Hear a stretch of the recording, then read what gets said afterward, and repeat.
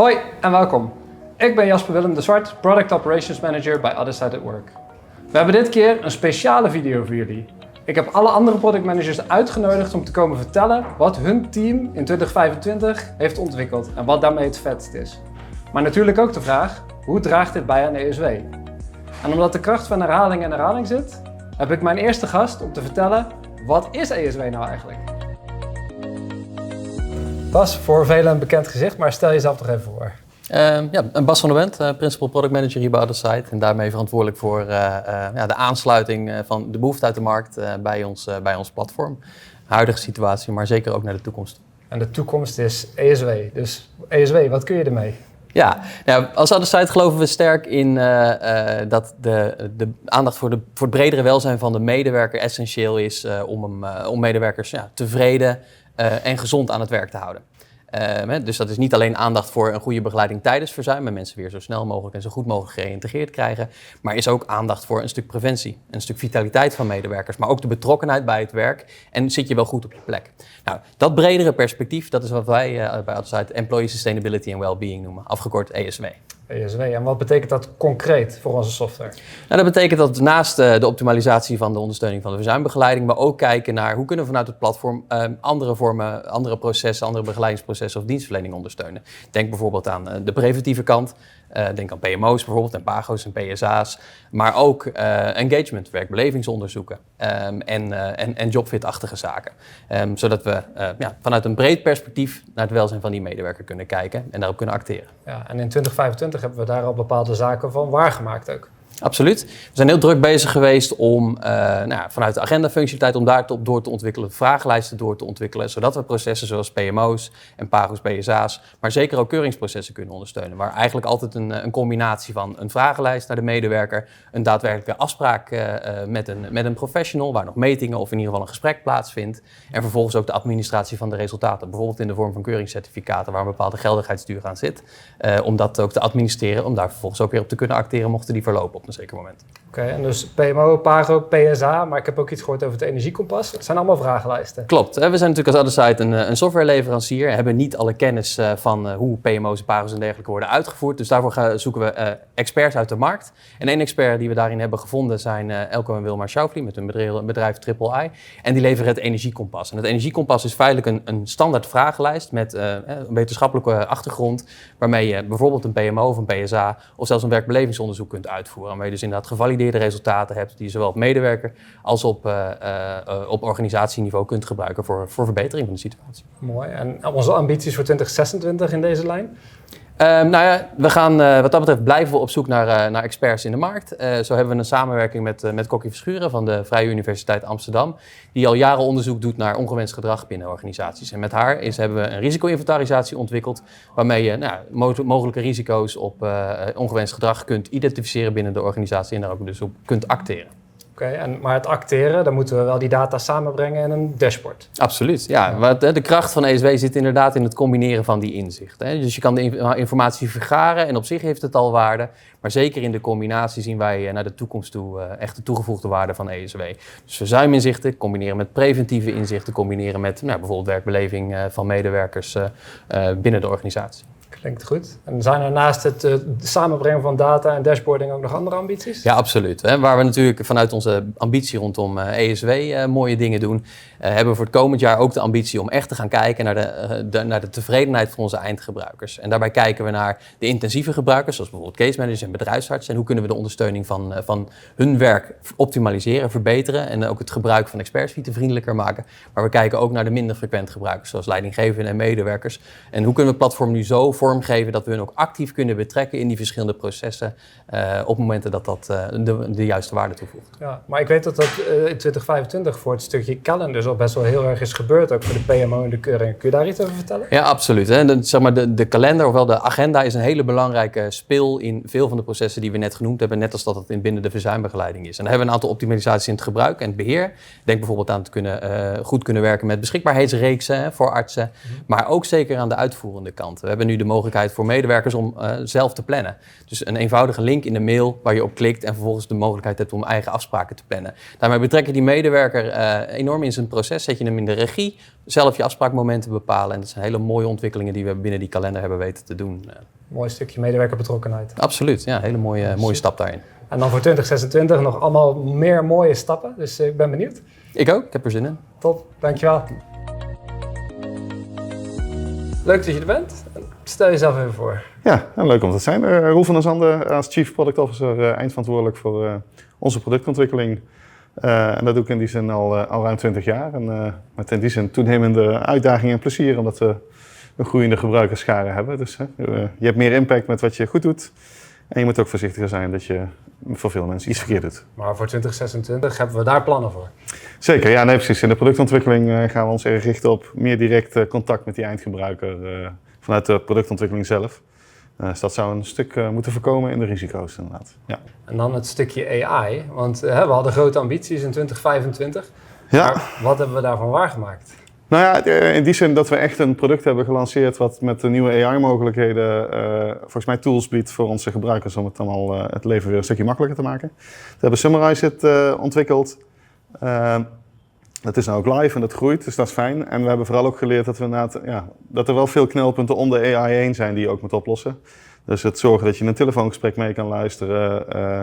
Het zorgen dat je aangeeft als er medische termen of hallucinatie door een samenvatting heen lijkt te komen. Hoe je het nou handig in de workflow van een gebruiker krijgt. Ja, ik wou zeggen een stukje praktijk versus het plan eigenlijk. Nou ja, precies. Dus het basisplan lijkt heel simpel. Taalmodelletje, geluid erin en samenvatting maar. Maar dat is net wat uitgebreider en ingewikkelder om het echt gebruiksvriendelijk te maken. Maar nu dat we die knelpunten hebben opgelost... Ja, lijkt het wel echt te lukken inderdaad. Ja. Dus in die zin, ja, precies. Ja, hoeveel? Nou, in die zin, we begonnen het begin van het jaar met rond de 200 samenvattingen. En we zitten nu op de 800 ongeveer. Ja. Dus in het hele jaar hebben we dan dadelijk ongeveer 4.000-5.000 gedaan. Want als je het optelt met de 10 minuten of zo die je per verslaglegging bespaart, toch bijna een half manjaar aan werkbesparing is. Dus dat is wel fijn. Ja. Dat is op zich een heel mooi bruggetje naar een stukje ESW, want daar draagt het dus ook aan bij. Nou, in die zin door capaciteit meer beschikbaar te stellen. Dus niet alleen aan bedrijfsartsen, maar ook aan case managers wel een tekort aan het ontstaan. En doordat je in die zin aan de administratieve kant efficiënter kan werken, inderdaad, zou het moeten bijdragen dat je meer tijd hebt voor de mens in het gesprek zelf, maar ook juist eromheen. Ja. Dat je minder met verzuimbegeleiding bezig bent en wellicht ook meer aan de slag kan met, ik moet toch met die leidinggevende, want het is al de tweede medewerker die op dit onderwerp dingen heeft. En jij geeft aan tijdens verzuim, maar we gaan ook echt kijken naar daarvoor. Ja, precies. Nee, dus met AI kun je natuurlijk ook risico-inschattingen en zo maken. Daar hebben we ook al een product voor draaien. Ja. En die data, gecombineerd met data als het energiekompas, kun je wel heel mooi ook inzichtelijk maken met behulp van die taalmodellen. Dus de volgende stap waar we naar willen kijken is dat het echt een assistent voor je kan worden die de data heel snel bereikbaar maakt, waardoor je het kan gebruiken en weet met welke leidinggevende of directeuren je aan de slag moet of medewerkers om verzuim te voorkomen. Ja, en dat zijn echt onze ambities voor 2026 om dat te bewerken. Om daar echt een stap in te zetten dan, ja. Ja, eens. Ja, super vet. Ja, zeker. Ja, we zin in. Dankjewel. Graag gedaan. Hoi Mart, product manager van ConnectXS en? En inderdaad campagnes, contracts, billing. Ja, en veilig communiceren natuurlijk ook niet te vergeten. Veilig communiceren. Ja. En wat is het vetst wat je voor het stukje Connect hebt gemaakt afgelopen jaar? Nou, we hebben een hele hoop gave dingen gemaakt voor Connect. Ik moet dan wel meteen denken aan koppelsleutelbeheer, wat ik erg gaaf vond. Maar eentje die er wel echt uitspringt is denk ik automations. Omdat we daar ook veel met klanten in gesprek zijn gegaan. En denk ik wel een urgent probleem oplossen. Namelijk het kunnen automatisch kunnen afronden van meldingen waar je niet zoveel mee doet. Dus die niet zo relevant zijn. Ja. En wat ik helemaal mooi aan vind is dat we er nog ver op kunnen doorontwikkelen. Dus we hebben best wel veel toekomstige ideeën die mooi via automations opgelost kunnen worden. Gelijk al een bruggetje voor 2026. Zeker, ja. En een stukje veilig communiceren noemde je net, het secure communication. Wat heb je daarin ontwikkeld? Nou, met veilig communiceren zijn we gaan kijken naar, ook met klanten natuurlijk weer, best wel met een grote groep klanten ook, van wat zijn nou de urgentste problemen. En wat kwam waar heel veel gebruikers tegenaan liepen was inderdaad van het inloggen. Ja. Dus dat je dan een dialoog-expert-account aan moet maken. De befaamde externe deelnemers. Exact, ja. Ja, en dat wordt gewoon niet als gebruiksvriendelijk ervaren. Nee. Maar natuurlijk is het voordeel wel dat als je een document deelt via Dialoogexpert dat het veilig is. Ja, maar dat hebben we erin gehouden. Ja, precies. Dus dat is waarom we nu veilig delen hebben ontwikkeld. Ja. Je kunt ook e-mailen vanuit onze applicatie, zoals jij natuurlijk weet. Ja. Nou, dat willen we er heel graag uit hebben. Maar Dialoogexpert bood niet voldoende handvaten om dat goed te doen. Dus veilig communiceren hebben we ontwikkeld, waarmee je via publieke links documenten kan delen met klanten. Ja, en dan een stukje multifactor voor de medische documenten.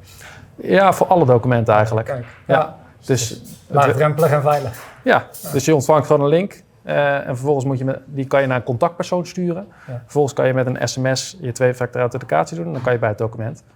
Dus dat vind ik heel gaaf. Ja, dat is ook super vet. Ja. En dat draagt ook natuurlijk een beetje mee aan die medewerkertoegankelijkheid en dus daarmee een stukje ESW. Precies dat. Ja, dat is hoe wij aansluiten bij ESW, dat klopt. Ja. Super benieuwd om te zien hoe dat werkt in de praktijk en super mooie ontwikkeling. Ja. Dankjewel. Hoi Rodi. Hey, Jasper Willem, ik ben Rodi, de product manager van BI. Het team dat verantwoordelijk is voor alle rapportages in Expert Suite en het product Data Streams. Oké, en qua rapportages, wat is dan het vetste wat je in 2025 hebt opgeleverd? Nou, we hebben dit jaar een access management rapportage gemaakt, waarmee functioneel beheerders heel makkelijk inzicht hebben in wie er allemaal toegang heeft tot de applicatie. Maar nog veel mooier, aan het einde van dit jaar hebben we een rapportage voor compliancy. Ja. En deze compliance monitor die hebben we beschikbaar gemaakt in deze laatste release. En daarin kun je zien hoe compliant je processen verlopen. Oké, en hoe werkt dat dan? Want iedereen zijn processen zijn anders. Klopt. We hebben in Nederland natuurlijk ervaring opgedaan met de WVP-monitor, die specifiek voor WVP is. Ja. Maar deze compliance monitor is specifiek gemaakt om je eigen proces te kunnen inrichten. Je kunt dan aangeven welke taken binnen een traject gemeten moeten worden en wat de termijnen zijn waarin ze gedaan moeten zijn. Oké, en zo kun je dus ook preventieve trajecten en proactiever gaan kijken naar bijvoorbeeld een stuk in de ESW-dienstverlening. Zeker, het is hierbij ook mogelijk om processen voor preventie in te richten. Okay. En het is zelfs mogelijk om meerdere processen in te richten, dus naast een verzuimproces een preventieproces. Oké, en wat is er dan zichtbaar in die monitor? Waar moet ik aan denken? In die monitor kun je op hoofdlijnen zien voor trajecten of ze compliant zijn of niet. We onderscheiden daarbij trajecten die helemaal niet compliant zijn, waarbij van alles mist. Maar ook trajecten die semi-compliant zijn op het moment dat taken wel zijn uitgevoerd, maar helaas te laat. Helaas te laat. Ja. Oké. Daarmee kan ik dus eigenlijk ieder proces gaan controleren op een stukje compliancy. Zeker. En je kunt in het rapport ook kijken naar wat er specifiek aan de hand is op het moment dat het niet compliant is. Je kunt inzoomen op specifieke taken die dan slecht worden afgehandeld of helemaal niet. En zelfs in detail voor de hele workflow zien welke taken er op tijd waren en welke niet. Zo. Waardevolle toevoeging voor Nederland, België, Zweden en eigenlijk al onze klanten. Dus. Zeker, omdat alle processen inrichtbaar zijn, is het ook voor onze internationale klanten een mooie extra aanvulling. Ja. Super, dankjewel. Nou, hoi Rens. Stel jezelf even voor. Nou, ik ben dus Rens. Ik ben de product manager voor onder andere taken, trajecten, autorisaties en portals. Maar vandaag sta ik hier voor iets anders. Ja, je staat hier vandaag om te vertellen wat het vetste is wat jij en jouw team in 2025 hebben gemaakt. Ja, wij kondigen vandaag aan dat er een nieuwe IDP aankomt. IDP, wat is dat? IDP staat voor Identity Provider. Een term die je misschien niet kent, maar eigenlijk wat het betekent, alles te maken met het inloggen. Inloggen voor al onze gebruikers. Voor al onze gebruikers. En belangrijk is dat we dit aanpassen, want veiligheid van jullie gegevens staat voor ons voorop. Want daarom was het dus tijd om dit in zijn geheel te vernieuwen. En het mooie is, het is niet alleen een technische vooruitgang.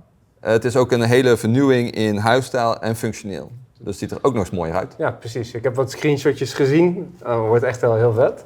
Nou ja, jullie krijgen vandaag ook allemaal de video's te zien. Dus dat komt wel goed uit. Ik ben heel benieuwd wat jullie er allemaal van gaan vinden. Ja.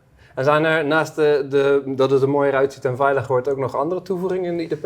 Nou ja, kijk, het belangrijkste is dat we een nieuwe basis leggen. Want waar we naartoe willen is dat we e-herkenning en DigiD gaan toevoegen. Ja, en e-herkenning is voor bedrijven? Ja, e-herkenning is echt bedoeld om bedrijven mee te laten inloggen. En DigiD is veel meer voor de consument, dus eigenlijk de werknemers om makkelijker in te loggen. Mooi.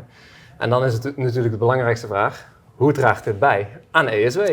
Nou ja, ik zei het net natuurlijk al heel even.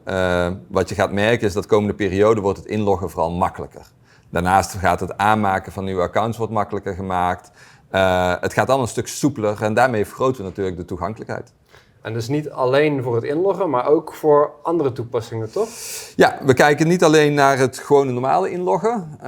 Onderdeel van het inloggen zijn ook alle publieke pagina's. Denk aan de vragenlijst, het plannen, veilig communiceren, veilig delen en tegenwoordig ook veilig ondertekenen. En dan gaan we allemaal makkelijker en mooier maken. Makkelijker en mooier. Snel en veilig zijn hierbij de belangrijkste punten. Met als doel een soepele inlogervaring voor iedereen, voor elke eindgebruiker.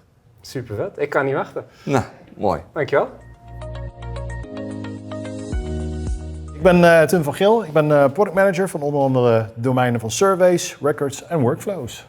En workflows is ook het stukje taakafhandeling en daar ga je over vertellen, toch? Juist, ja. We hebben met name gefocust op taakafhandeling, het ook wat snel en snappy maken ook en vooral ook het begrijpen van gebruikers ook in taakafhandeling. Dus. En voor het begrijpen van de gebruikers ben je zelfs naar Zweden geweest dit jaar. Ja, dat was een leuke trip ook. Ja. Nee, daar hebben we zeker wat naar gekeken, ook op de internationale focus van een stukje taakafhandeling. En daar hebben we, zoals je bijvoorbeeld hier ziet ook, met name gefocust op het verminderen van het aantal kliks ook. Dus echt van 10 naar 2 kliks hebben wij gedaan in het proces ook. Dat zorgt voor heel wat efficiëntere afhandeling ook van eindgebruikers. En deze manier doorontwikkelen willen wij ook natuurlijk in 2026 door gaan nemen. Dus, en vooral heel veel iteratie en klantinteractie en feedback ermee. Dus. Maar dat klinkt als hele mooie dingen die je daarin hebt ontwikkeld dan met je team. Zeker, ja, daar zijn we ook zeker trots ook op. Dus ja, dan hopen we ook die lijn ook door te trekken ook, naar de eindgebruiker. En heb je dan van eindgebruikers ook gehoord dat ze tevredener zijn nu met de taak- en taakafhandeling? Ja, daar hebben we alleen maar positieve geluiden over gehoord. Want het was ook zo'n verbetering ook. Gewoon dat je in 2 kliks al meteen al een proces af kan verhandelen. Dus ja. Mooi. Klinkt goed. Zeker. Dankjewel. Ja, graag gedaan. En tot de volgende video. Thanks man.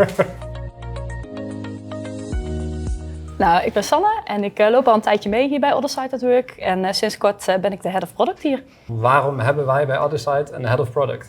Nou, afgelopen jaren zijn we ontzettend gegroeid als organisatie. Alleen we vinden het heel erg belangrijk dat de product- en de development organisatie dicht bij elkaar blijft staan. En dan wil je dat vertalen naar visie om aan door te ontwikkelen? Ja, we hebben natuurlijk een productvisie en die willen we zo goed mogelijk uitdragen, ook als hele organisatie. Ja. En ik zorg ervoor dat die vertaald wordt naar de verschillende productonderdelen, zodat we samen aan hetzelfde doel werken.